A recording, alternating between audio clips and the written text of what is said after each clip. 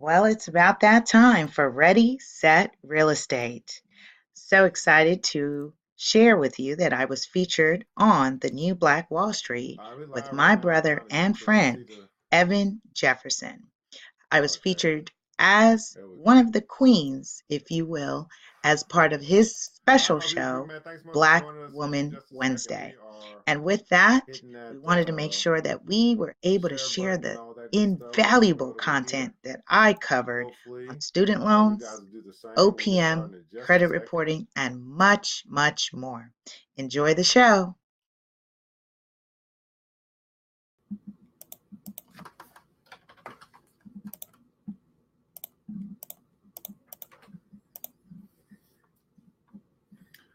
What's going on? Thanks so much for joining, man. While you guys are connecting, go ahead and say, let us know where you're connecting from, what city, what state. We'll get started in just a second.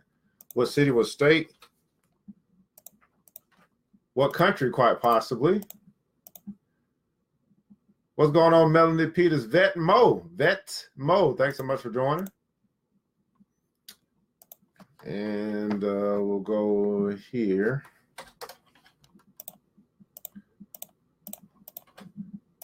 All right. And then let's get this show on the road.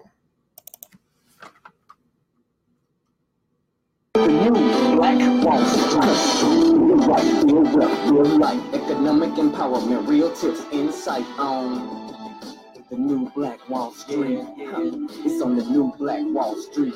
He's your host.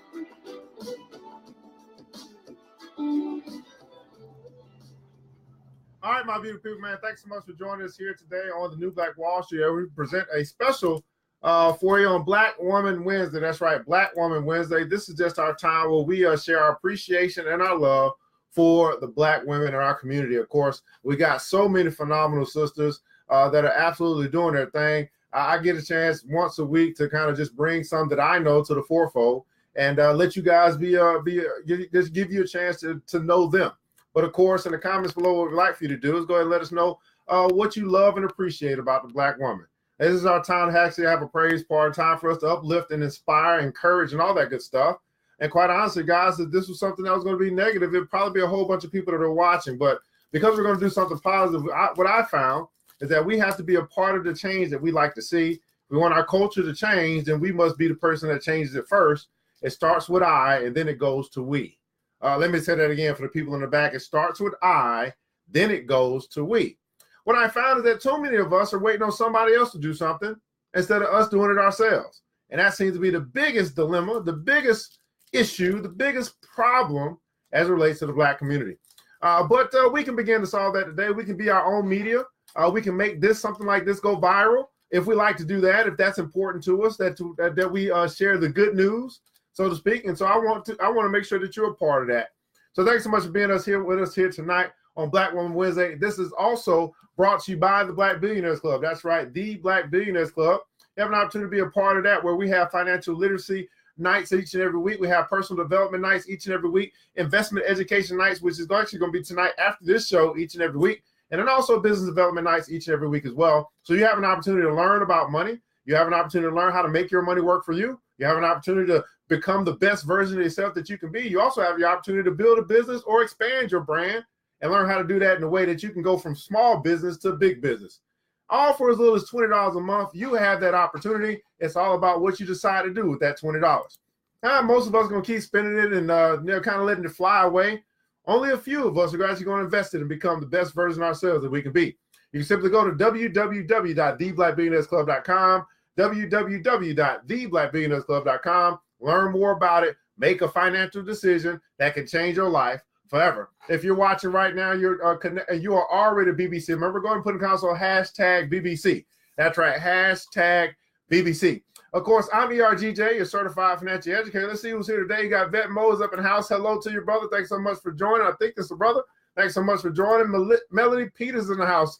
Thanks so much for joining. Got Cincinnati representing, Miami representing. Miss Vivian Reed from New York is in the house. Thanks so much for joining us here tonight on the New Black Wall Street and the Black Woman Wednesday. That's right, it is Wednesday.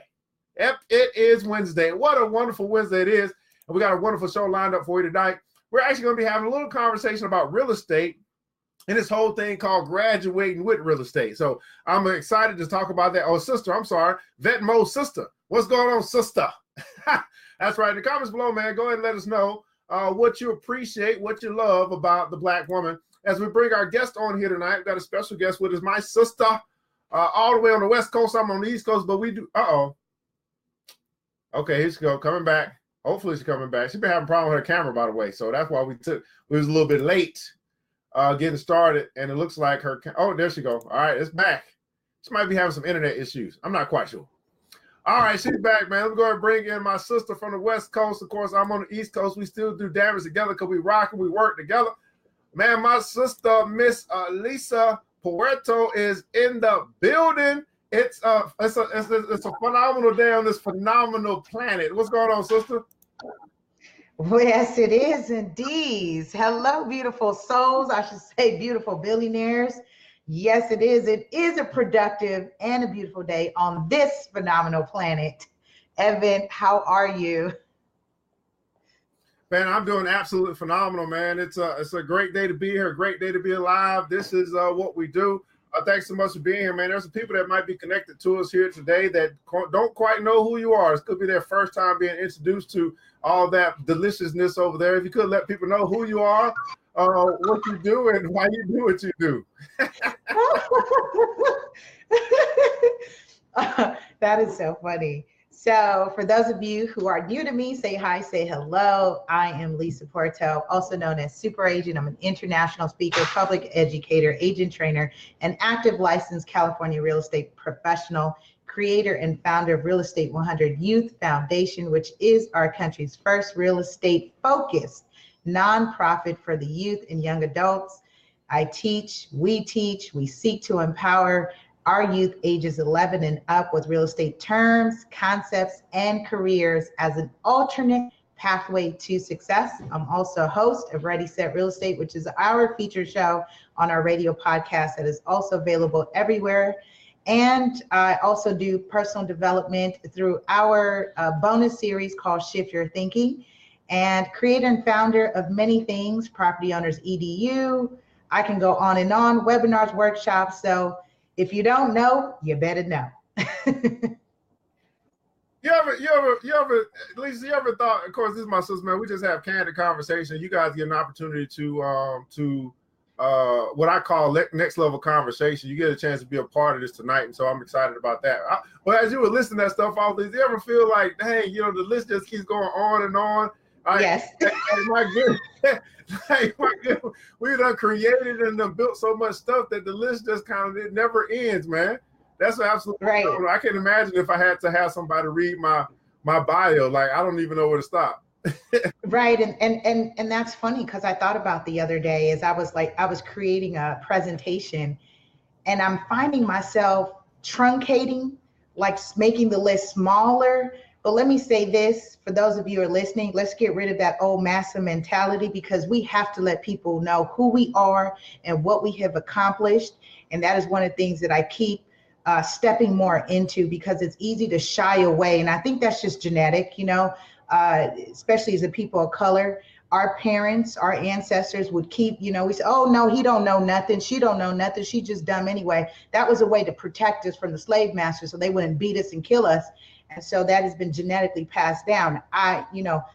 For those of you, like Evan said, he already gave the disclaimer. We go into these next level conversations, but that's the mindset that as I'm creating, right? I'm on book number 6 or 7 that is published and sold internationally. I've wrote the first real estate book for the youth in the country. Sold my first UK copy. Sold my first Italy copy this year. And I continue to do so much. And it's exactly what you said. I kind of find myself retreating because I say, oh, well, you know, Lisa, you're vice chair of this, you're doing that, you're creating that. But you know what? I go back to what Evan likes to say is that we all we got. We all we got, man. So yeah, absolutely phenomenal list of accomplished things, list of things that you're currently doing, you're still doing, and you still create. I mean, you know, that ceremony gonna be very long when it call you up, man. That ceremony gonna be long, man. and you know what? Here's why for me. I live life in the end. And I live life in the end because I know what my epitaph is going to say. I know what it's going to read. I'm okay with that. And so at this time, I'm having fun. There are those challenges that you and I discuss, and it's continually staying the course, moving forward. And a lot of it, at least at this point in time, I'm exploring how much of this journey, how much of it am I perceiving to be challenging? How much is it me? And how much is it? Because when you are on that road to multimillionaire and billionaire, you and I know that world gets smaller, right? There aren't going to be too many like-minded individuals. Sometimes people think you're consumed so much with money, but it's not so much that. It's everything that we create. We're a byproduct of that. And it's also being mindful of what you're creating is, is it a true benefit? Is it a true benefit? Is it for you? Are you doing it for ego? And I always think about people who kind of publish books and put their faces on the book cover. And I go, what did you write the book for? Did you write the book for the people, or did you write it for yourself? So, yeah. Well, absolutely, man. I mean, it comes down to, once people begin to understand the transfer of wealth, once people begin to understand things, then they get to another space where it's all about how much value can you give. And so I kind of always, kind of look at it like, well, how much value am I going to give? And the answer should be, for most people, or for everybody, as much as I can. And yeah.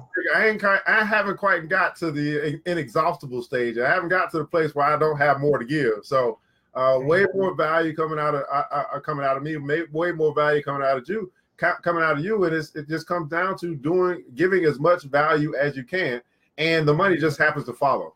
Right. The money comes with the value that you provide. The money comes with the solutions the problems that you solve. The money comes to those people, and because we are problem solvers. We are question answerers. We are change agents, and so that's just the natural progression of the cash flow, of the money flow, into the hands of the people who are going to make the difference. That's what it comes to. Everybody putting accounts will make a difference. It goes into the hands of the people who are going to make the difference, right? And it doesn't really have anything to do with your vocation, because there are millionaires and billionaires in every walk of life, every type of business that there is. But your focus just happens to be real estate. I mean, I haven't really talked to many people. When it comes to real estate, you go all in, man. What is this passion or for real estate, and obviously with the things you've done with writing a book for the kids and the youth? Where did this real passion, when did you discover it? Where did it come from as it relates to real estate and the youth, the next generation? So in 2008, in 2008, we had the financial housing crisis. We had the financial crisis, housing mortgage debacle, and I realized at that time, post that, I was consulting a lot of people on healing what happened. And it was interesting because I said, we're going to keep repeating these same cycles. And I'm finding that people are getting into the same scenarios, right? And it comes from not knowing about loan terms, not knowing the language, not knowing the jargon is what we call it, right? The real estate language. And for me, I said, well, we've got to take a step back. And that step backward, really more so so many steps forward, is actually looking at a different demographic, a different group. And that was the youth. I know there's that saying that says, I don't know it off the top of my head, and I'm gonna memorize this, but it's like, when you're talking about legacy and lifetimes, it's you teach children. And so for us, we are grooming the next generation. A lot of the work that I'm doing, and it's one of those things that I ask myself and I challenge other people. Whatever you're doing now, would you still be doing that if your market has not yet been born? Would you be doing what you're doing now if the people that are in the benefit are not yet born? And so when I look at, there are people immediately that are benefiting from it, and that's introducing real estate terms and concepts in a very simple way. written at a 6th, 7th grade reading level. It was co-edited with my book. The book was co-edited with my daughter, who was 12 at the time, 7th grade. And I remember someone said, you know what, the best books are written at a 7th grade reading level because that is the average reading level for people across the country. And that's when I knew I was onto something. And my passion really just started to really show and shine, Evan, by when people told me that it could not be done. When they said kids don't want to learn this, or kids can't buy houses, that's when I realized that I was onto something very special. And I knew that I was the answer to what everyone is saying they wish they knew, wish someone taught them real estate in high school or middle school.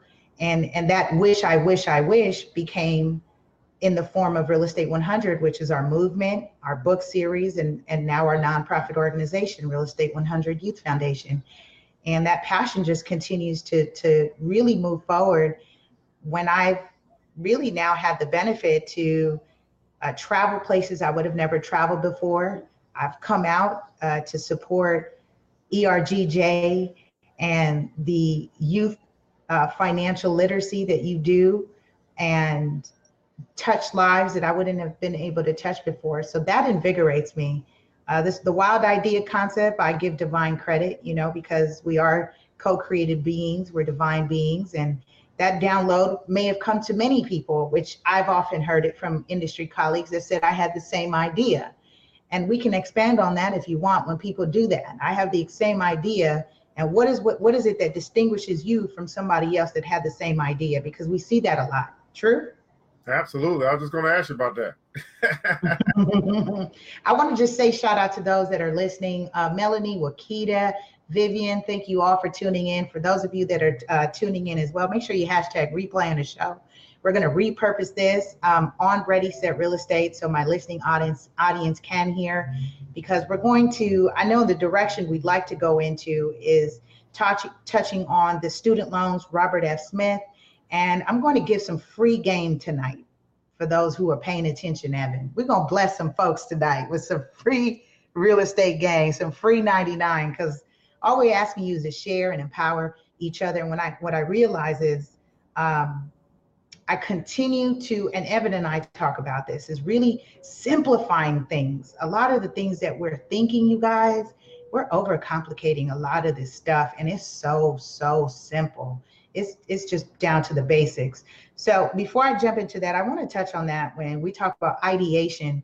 And there's this thing called universal flow. And some of you may be familiar with it as far as law of attraction, visualization, law of magnetism. You're talking about high vibration and frequencies. And we've already gave that disclaimer. So if you're not there, you're gonna rise to this level tonight. Evan said this disclaimer, this next level and high level conversation, because currency, albeit a spiritual currency, albeit monetary currency, and I do this in a course called Spirit of Business where we talk about that currency comes in different forms. And oftentimes we're paper chasing and not identifying that we're actually manifesting money or currency in different ways. And with that flow of currency comes ideas, and what the people as an energy, like a mass group of people, are calling forth these ideas. Hey, Mark, these massive group of people that are calling forth a desire, and that's energy saying, I wish I had, I wish I knew, and they're wanting these tools. And then when you're in that flow and you're receptive, right? That means you're in tune, mind, body, spirit. You're in tune and you're receptive and you're open to that. Guess what? That ideation, that idea that comes in, that comes fast as lightning, which is why tonight I implore you, if you don't have a pen, a paper, or a tool, you're on your tablet taking notes or recording this, I'm gonna say first, shame on you, right? Don't come on the Black Money Power Show. Anything that ERGJ is saying, and you don't have. No, you're not ready to take notes. So I really have to implore you to do that. Take notes, and that way you can revisit this. So as we talk about ideation and ideas, that they come very quickly, and they come in the form of dreams. My idea came to me at about 1 o'clock, 2 o'clock in the morning. And I sat at my laptop and I just start typing. And that was one of the rare times that I actually journal on my laptop. I normally journal I have a journal book, and I'm more tactile. I like to feel the paper. I want to write it down, the vibration of the pen. That was a rare night that I stayed up and I took that idea that I received and I just let it flow. It was a freestyle writing. And I finished at 6 o'clock in the morning that morning. And I'm not going to say that you've got to, this is where I say again, people complicate things. I want to write a book. I want to do this. I want to do that. And I kid you not, you guys, from 1 o'clock to 6 o'clock in the morning is when I wrote this book. What I then had to teach myself is actually how to format a book, how to set up a publishing company, how to do all the logistics and the things. And that didn't come until 3 months later. Why? Because I really started to hear around me people saying, I wish I had, wish I knew, which goes back to the universal flow of people saying, I need an answer to a problem, quote unquote problem. I don't really like to use that word, but for example purposes, I'm gonna call it problem. I like to say challenges. Why? Because the mind actually orients or reorients itself to solution much more easier when you use the word challenge. Problem speaks to self-esteem. You use problem, then immediately you get emotionally attached to that. And that's why you got to be careful when you use words like the struggle is real. And when you're buying into the myth conception of things have to be hard and the problem and the challenge, and you're making these things difficult for yourself, because as a man thinketh, then so he is, right? If you're calling forth this energy, then that's what it's going to be. It's going to be difficult. It's going to be hard. It's going to be challenging. And so with that, I had that idea and that concept is I use that energy and I put it out into the physical. My physically writing it down is now it's in existence. The difference between, I would say, what distinguishes me from someone else with the idea is that I actually went and learned, what do I do next? I went to the BFF, typed it up, and I said, how to publish a book. How to publish a book. And I got a nice little 8-step guide. Go figure, Evan. Go figure. Yeah, go figure. I got an 8-step guide on how to publish a book. And that's what I did. And then it became learning about marketing and advertising, and then getting connected with the libraries and schools and various organizations. I wasn't waiting on any publisher to come tell me that it was okay. Why? Because I had already got divine approval that it was okay for me to do it. I didn't have to ask permission. I stopped asking permission a long time ago, and that's when my life changed. I kid you not. When I stopped asking permission, because there are a lot of people that you think are for you and they're not. Be careful of who you're sharing your ideas with, which is why it's important to be as a part of networks and clubs and organizations like the BBC, is because then you're connected with like-minded individuals that are going to support the ideation, that are going to support the manifestation, that are going to support the journey, and that they can really say, this is how to do it. This is how I do it. Instead of when you ask for help, nobody tells you. Because I've done that. I've asked, but I realized I've asked the wrong people, and I'm not asking enough people. Those are my two lessons right now, that I've asked the wrong people. And when they've shown me that they're not about me, why? And how do we decide? How do we discern when they're not for you? Because if they've already done it and you ask for help and they don't give you that info, they're not for you. It's just really easy. It's not for you. And it can come in two forms. And nothing at any point did I say, were they going to help you for free, Evan? Did I say that? No, not yet. No, right? So then that's where we're distinguishing our level of investment, right? What are we willing to commit? What are we willing to invest? And that becomes that support, that help can be somebody say, yeah, I'm happy to help you for, here's my consult, right? The Golden Girls, Jacqueline says, stop asking for permission. And that's where we get caught up. We're asking instead of moving the idea into doing. And I will say this, of all the co-creation and creation and publications and all this wonderful stuff, right? The long list of the accomplishments, Evan, would you actually believe that's me falling forward? That's me failing forward? What do you mean by that? I've been learning how to do this.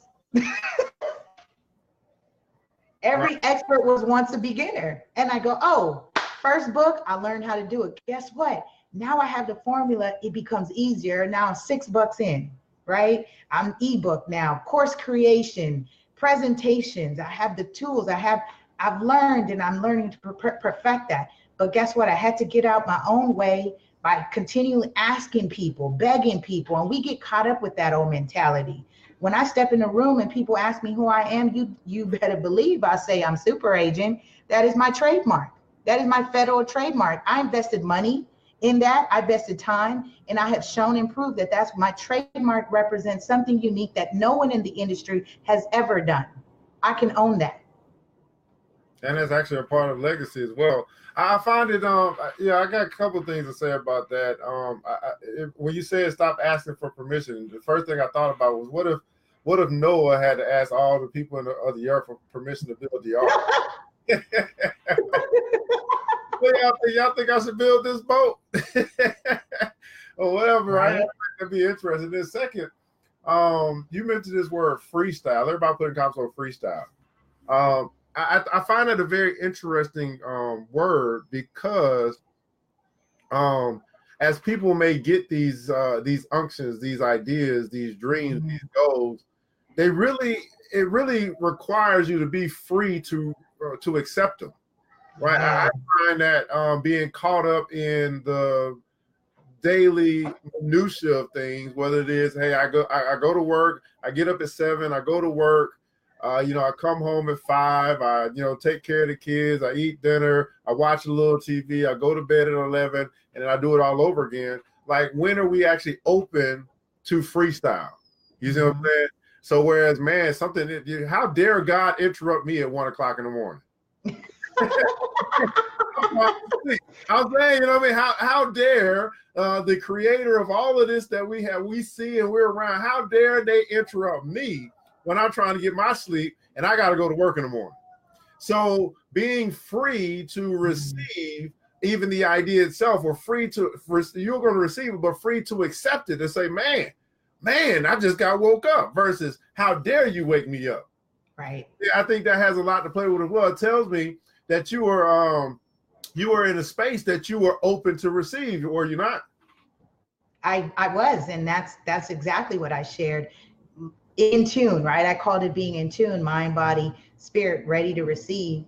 And that's identifying the difference between prayer and meditation, right? Prayer, we're asking, and we've said this before, and I've made a joke and I've jested that we say, oh, baby, please, oh God, please, we beg him, please, please, please, please, instead of getting into this mindset that you as a co-creator, you've already been given the permission. It's already been approved in you, because you cannot conceive what you cannot see in the mind's eye. You cannot conceive what you cannot see in the mind's eye. So if you're seeing it in the mind's eye, it's possible. It's possible. I'm working on a top secret project right now. And because it's in what excites me, Evan, is because I can see it. So right now, I've got NDAs, and please put in the comments NDAs when we talk about ideation, non-disclosure agreements.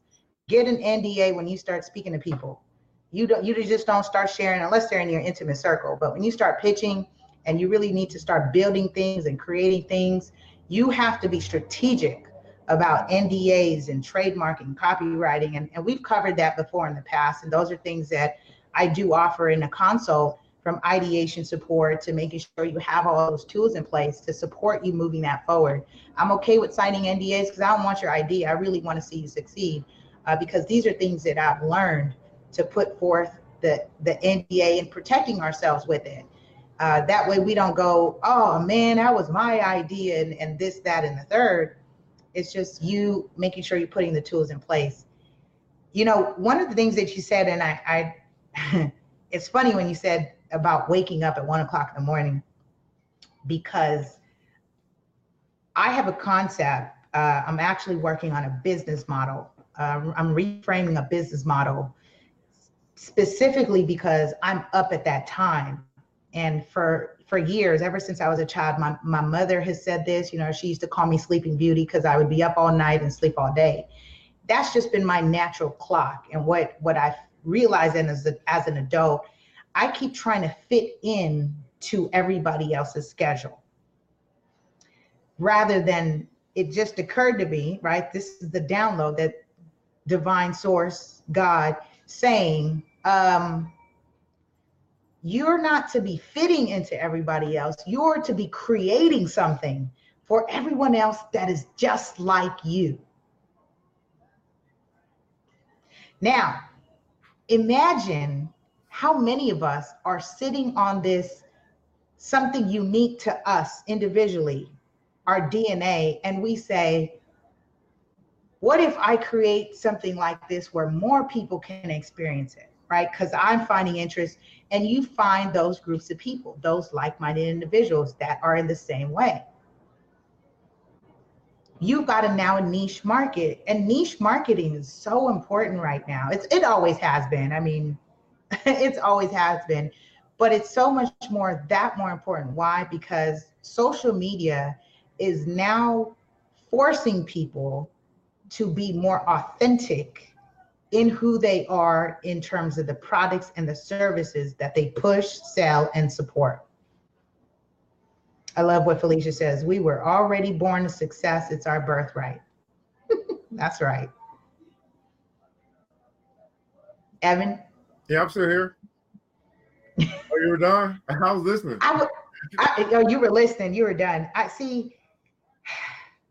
And I know when you're listening intently, it's because one or two things happen with Evan. So Evan challenges me. That's what we do. And then he says, all right, where is she going with this? And for me, I'm excited about that. And I'm just sharing with you all right now, because you're watching me in my human experience, right? Spiritual being having this human experience. And instead of me forcing myself, because I'm sure there's a lot of people, I don't think I'm the only one, where societal paradigms are trying to force you to fit in, when again, we've heard this expression, God designed you the way you are because you are unique, you're a unique expression, and you should be expressing yourself in that right and in that way. And then you attach monetizing it, products, knowledge, and service. You guys are covering Science of Getting Rich, Wallace Wattles, knowledge, product, and service. Absolutely. And so that's very interesting as well, because I find that although we recognize that we're unique, and although I believe we understand that there are others that are just like us, we still, because of culture and society and habit and years and years of 9 to 5, we have not learned how to really think outside the box. And because we haven't learned how to think outside the box, we haven't learned how to live outside of the box either. Agreed. I'm going to segue in two things. I just had a thought, but I think that was a great segue, so we can talk about thinking outside the box with the student loan game. The student loan game is one of them. I wanted to just touch on in terms of society and culturally. So I have an issue with people saying, the greatest and everybody else wakes up at 4 o'clock, 5 o'clock in the morning, and they do the meditation and get the day started. Well, I'm going to sleep around that time because I've been up already. And so this is why, for me, I'm not getting caught up with what society and everybody else is trying to reprogram you and train you to do things.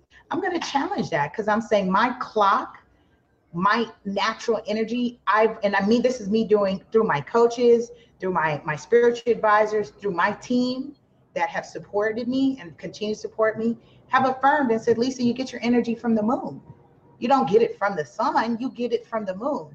So this is me, again, identifying and acknowledging this is my unique energy, my expression.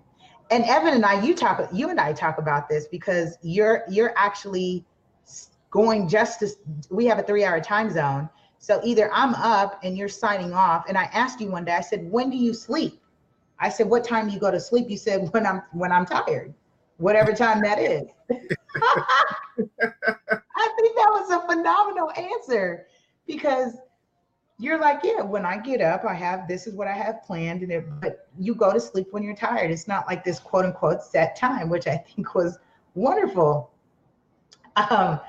So with that being said, segue into thinking outside the box. And right. So we had a you know, we for those that don't know, if you don't know the story already, I've been talking about this all week just because I just happened to write about this brother. You know, in the wonderful book called Billionaires Club. He's just up there. You see him right there in the red tie up there somewhere. Right on Sunday that just passed, Robert Smith, the richest black person in America, did a commencement speech at Morehouse, and he did a pledge to pay off the 2019 class of 2019 student loans. And so, you know, I went into a whole spiel about different perspectives of that, and then here I come talking to Miss Lisa, and Miss Lisa has a whole nother spiel on it. Because she comes from the mind of a real estate professional, and really, you know, how to leverage is what I would best call is how to leverage a strategy that could be used by these young bucks who might be you know, benefiting from this gift of philanthropy. So what's your take on this? You know, from a real estate perspective, and some ways that they can really walk away getting maximum benefit from this gift. So here's one of the things in terms, it's so funny because, you know, the more I think about this, I go, wow, because you just reminded me, by the way, they don't have to pay this money back. Now, over a 4-year period, let's say on average, if they successfully did it over 4 years, I know for people 4.5, 5 years, but for example purposes, we'll say 4-year period. I heard some student loans ranging from $40,000 to $90,000. One of the things that we need to identify right now is definitions of what the student loan is what you're supposed to use it for. I am, by the way, an example of a college grad, and I broke even. And when I say that, I owed no money and I had no money when I graduated college. I came out with a degree in psychology and finance, and I also have my real estate license because I knew I wanted to do real estate, and my goal for myself was to have my degree and my license at the same time. So I ended up passing the real estate exam April 2006 when I graduated. By the time I graduated June, I had my real estate license. So that for me was a huge feat, considering I also was a young mom. I you know, was a 17 and pregnant. I graduated top of my class. So I worked, I had a child, I did all grants, I applied for all scholarships that I was eligible for every single year.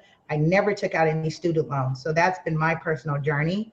And I know, Evan, you and I, we talked about statistics about what is the challenge with people working and paying their way through school. That's a whole nother dynamic you could touch on, but let me just cover, for example purposes, student loans, right? And I remember the SAR, right? The SAR report. The SAR says this is what your expected contribution should be towards the year as a student. So that's housing, that's gas, that's food, that's tuition, that's books, that's clothing. They factor it all in, and they said this is what it's going to cost you pretty much to survive for the year.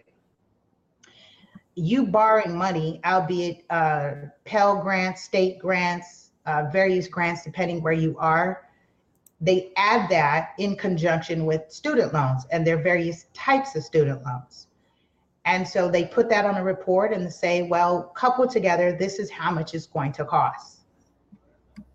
Interestingly, by default now, I don't know if they're still doing it. I know when I had last checked, maybe about 2 or 3 years ago, by default, the application would automatically check off student loans. You had to deselect the student loan portion and say, no, I don't want the student loan.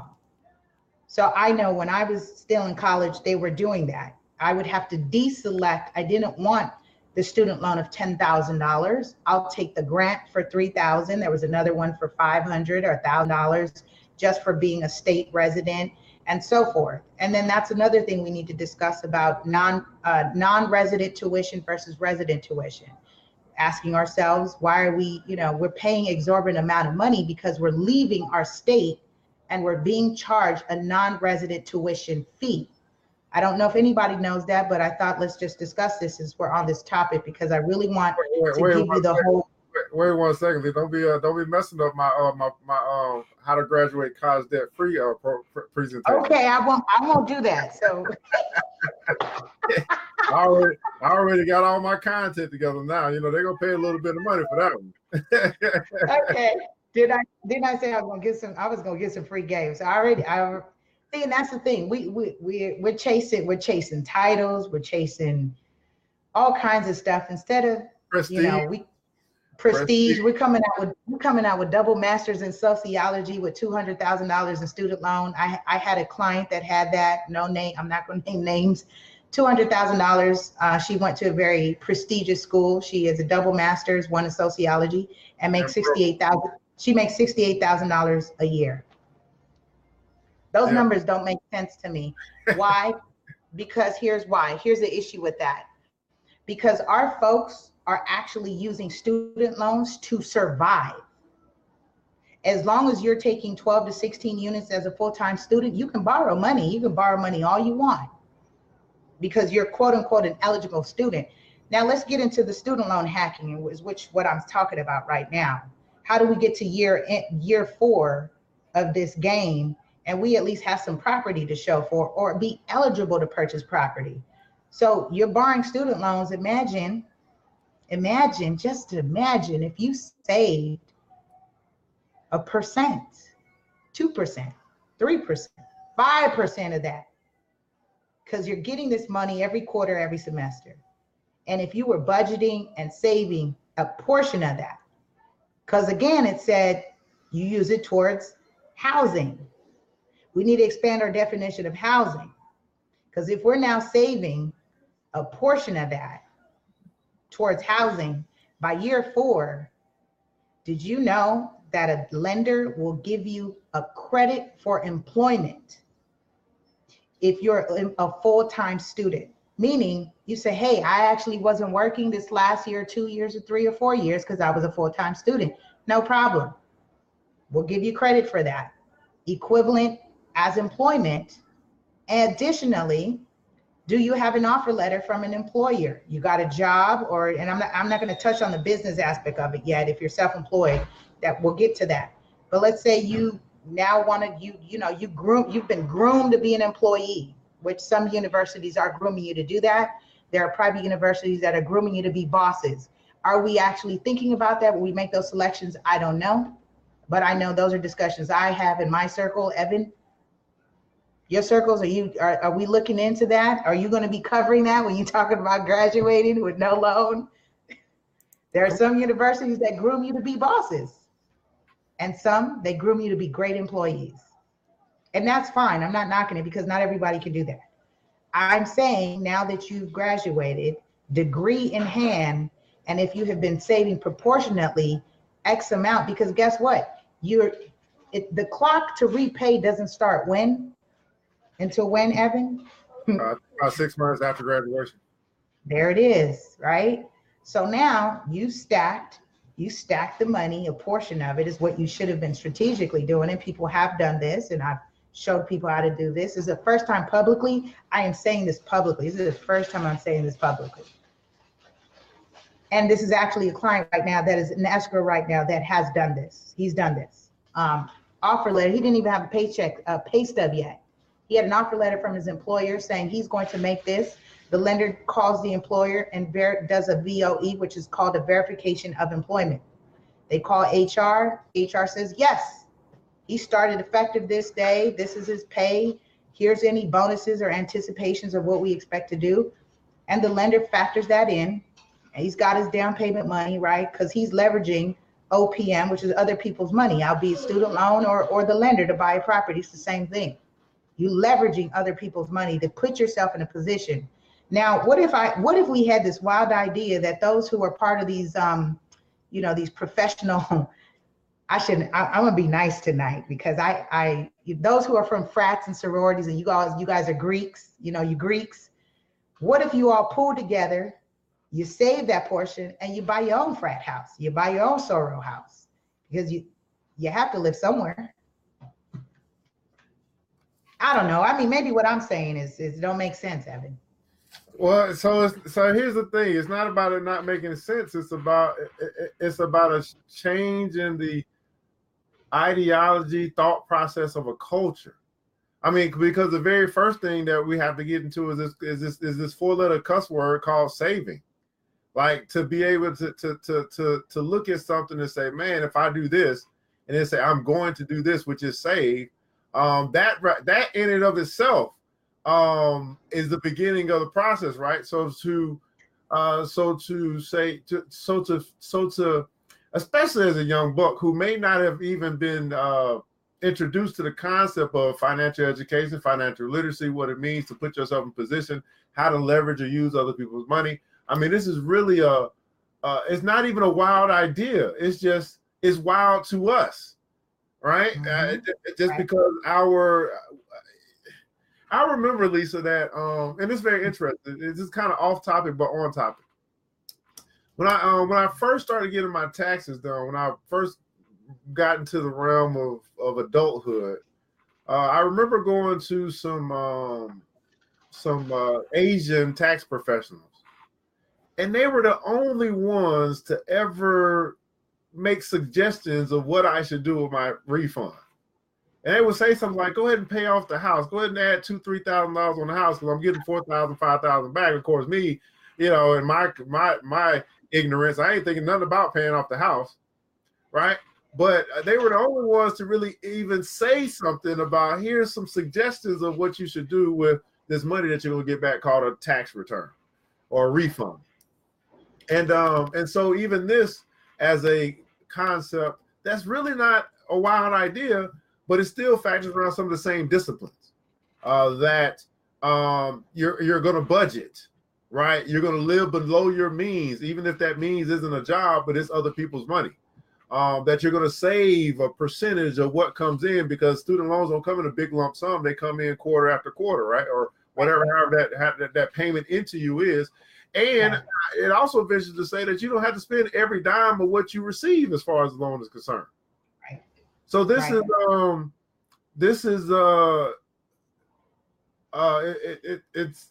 the shifting of a philosophical change of an entire culture, which starts with one or two. Mm-hmm. It takes a village. It starts with us. It starts with us, and that's been the biggest challenge, is what I see for clients that come across and walk into our office, or albeit you come online, you like what you heard, and then when I have to unpack what's been going on, I find out that you've been living off of the student loan, and that's why you now have been in school for 8 years, is because you've been living off of the loan instead of being strategic. And again, this goes back to exactly what you said, because we got a double master's in sociology, and there's no prerequisite that says you need to take a finance course, an accounting course, a personal budget class, which is one of the courses they offer is personal budgeting, believe it or not. Yeah, so now we're talking about an elective that you can choose to take, and maybe Right. hopefully you get it suggested for you to take by the good old parents and say, hey, you're going to take this class, we're going to add this to your And see, those are things that's right, you gave me the word for it, and that's even a perspective that and so let me finish this thought, and then I'm gonna say what it is about student loans. You saying that it's an elective, right? That goes back to the system of the education. Why is it not required, like English and math and history and science? You're required to learn U.S. history, but you're not required to have this elective on personal budgeting. Why? Because student loans, like the mortgage industry, is what makes this economy go round. Student loans, you have people to this day have been paying on student loans to this day. And I'm talking about 20 years. No more, longer than that. Longer than that, right? And it was interesting, and I'll share this for people that weren't privy to this. There actually was a time, you guys, that in the real estate industry, they weren't counting your student loans against you, which means it was a very short window where people were purchasing property, and the large student loan debt was not factored in against you. And then it changed to now where the student loan is factored against you. And it's changed again right now, where they're no longer looking at the entire loan amount, but they're now just considering a percentage of it based on what you're paying. So for those who are listening and are on deferment, and you've got to get with your team of professionals. This is why I talk about your top 5. Your real estate professional, your financial advisor, your accountant, your attorney, and a holistic or PCP doctor. These are people, your mind, body, and spirit. These are your top 5. You don't have it now. You need to start thinking about these are the people that you need to have on your team. Why? Because this is strategic planning. You today, you don't say, I want to buy a house, or invest in a property.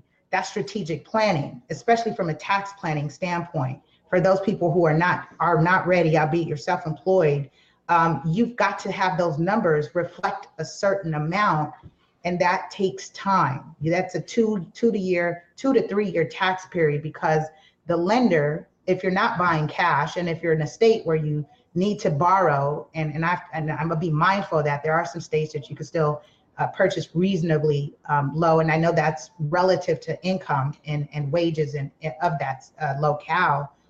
But for the most part, people are borrowing. So if you're financing, the lender is looking at what is called the AGI on your tax return, which is your adjusted gross income. That means that after you wrote off all kinds of stuff on your taxes, why? Because you didn't want to pay taxes. You went from earning $60,000 a year to $12,000, which means the lender is looking at $12,000, not $60,000. So there has to be strategic planning in place. I'm not saying to do that forever. You do what you want. You seek advice and counsel with your team. But in terms of real estate, I always share folks, and I implore with them, when it comes to credit, you talk to the lender. Why? If you got credit challenges, he'll fix it for free. We've done it. Why? Because if we can't get you a loan, nobody makes money. Again, this goes back to the simple things that we discuss. I don't need to bill you $89, and I don't mean to step on anybody who's in here who's doing that, but do know that this Consumer Financial Protection Bureau has just launched a lawsuit against the 2 largest credit repair companies. And I've said this, I've stated my position about this. Be mindful when you jump and doing these things and you think you're helping other people. You're really causing more harm to them, because these things are free. And if it's really about investing in real estate or purchasing property, you go to a reputable direct lender, or contact someone like myself, or if not me, another agent professional that can help you. Why? Because this stuff doesn't cost money. If we can't get you a loan, nobody's gonna make money. So we put you on a strategy, on a plan, and say, this is what we need to clean up off your credit report. We say specifically what matters and specifically what doesn't matter. And right now, lenders aren't looking at issues like medical bills and stuff like that. Those are things you could write a letter and explain. Hey, I was going through an illness. Hey, I got sick. Hey, my wife had cancer. Da da da da da. Life is happening. We call those loan story loans, and you explain that and express that. So I've already converted people to cancel those credit repair stuff, and lo and behold, you got this big lawsuit happening right now, and there are more to follow. There are more to follow, and there are more people that they're going to come after. Because why? They're purporting to help when they're not. They're not delivering results. All right, I'm off my soapbox. I can go in on that, but I just keep quiet to my little self over here. Just keep watching the blind. I'm gonna say that as an industry professional. I've said this before on my own show. I've crossed on other people's show. I've been saying this for like 2 years, because that whole thing popped up like payday loans, which the CFPB and the Business Oversight Department is actually going after as well. Those payday loans are about to disappear too. So, man, oh man. This is Black Woman Wednesday, people, man. At least we got to wrap this thing up. I got to get on into investment education. Well, man, yeah, free game tonight, man. Next level conversations, man. And y'all already know we could keep going on and on and on. Ooh, I was just getting started. Just get started, man. But the BBC calls, man. But this is Black Woman Wednesday, man. New Black Wall Street presenting this special presentation, and it's your time now, Lisa, to have your final words for the Black woman. First, I want to say thank you, Evan, for again creating this platform and allowing us to express ourselves. I want to say to my sisters, my queens, I need you. We need you. You're appreciated. You don't have to ask for permission. You are a goddess, warrior, a spiritual, divine, beautiful being. I love you. We love you. And we are waiting for you. Whatever has been planted in you, it is for you to share as a gift with the world. I love you. I love you. I love you, Evan. Absolutely. And I love you as well, man. New Black Wall Street, man. Black Woman Wednesday. In the comments below, man, again, I'd like for you guys that are in comments that are watching right now, or they'll be watching on the replay, man, go ahead and put in the comments below what you love and appreciate about the Black woman. This is a show that's all about uplifting and inspiring and encouraging. And I'm quite sure there's some sisters that want to do some sister empowerment, but there's some brothers that want to do some sister empowerment as well. And you have an opportunity with your words, with your vocabulary, to do that right now in the comments below. You guys can, where can people find you, how to follow you, Miss Lisa Puerto? Oh, definitely. So stay connected. Definitely invite you at Facebook, Twitter, Instagram at lasuperagent. I have a YouTube channel where you can check out all the archive. I think I'm over 300 plus episodes on both personal development and on real estate content, featuring over 60 plus independent contractors. This means businesses and careers as part of the real estate industry. Why? Because people oftentimes want to get into real estate, but doing sales and being a real estate professional is not oftentimes kind of the cookie cutter for everyone. So what I've done or decided to do is feature everybody else, from the loan officer to the escrow, to the title, to the inspector, to the appraiser, and on and on and on. Why? Because our children need to know that we are very integral in this industry.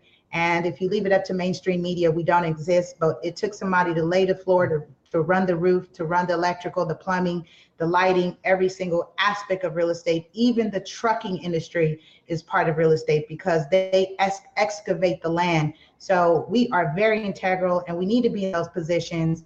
And do remember that those positions cannot be outsourced out of this country. So I don't care how degreed you get. These are people that are running 6-figure plus a year businesses, and all those are trades. Those are vocations that require licenses and certifications and some training. You don't have to get saddled in student loan. Absolutely, man. Thanks so much, man, for sharing again, Miss Lisa Puerto, here on the New Black Wall Street and Black Woman Wednesday. That's right, Black Woman Wednesday, man. Felice Garza said, thank you, Queen Lisa Puerto, for opening our eyes to things we need to do to better our financial situation. Miss Mankins, the Golden Girls, excellent information, very informative. Thanks, Lisa, man. So kudos are going out to you and the presentation information you shared today. Well, guys, hey, we got to get up out of here, man. I'm ERGJ, a certified financial educator, and I want you guys to remember this, that it takes a village, but it starts with us. Let's build as we climb together. We all we got, people, but thank God that's more than enough. Until next episode, you know what time it is. Mr. DJ, hit the music.